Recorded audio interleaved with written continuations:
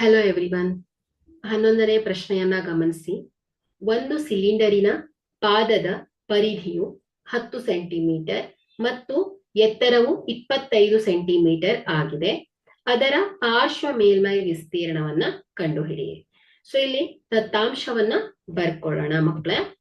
So ಇಲ್ಲಿ C ಏನ್ ಹೇಳಿ, ಸಿಲಿಂಡರಿನ ಪಾದದ ಪರಿಧಿ. ಸೊ ಇದು 10 ಸೆಂಟಿಮೀಟರ್ ಅಂದ್ರೆ ಸಿಲಿಂಡರ್ನ ಪಾದ ಯಾವ ಆಕಾರದಲ್ಲಿದೆ ಮಕ್ಕಳೇ? ವೃತ್ತಾಕಾರವಾಗಿದೆ. ಸೊ ಹಾಗಾದ್ರೆ ವೃತ್ತದ ಸುತ್ತಳತೆಯ ಸೂತ್ರ ಏನು ಮಕ್ಕಳೇ?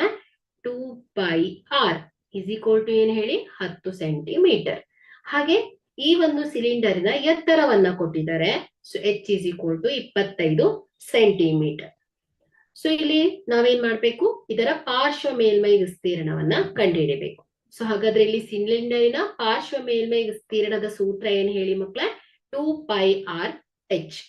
ಸೊ ಇಲ್ಲಿ 2πr 10 ಗುಣಿಸು h ಸಿಲಿಂಡರಿನ ಎತ್ತರ 25.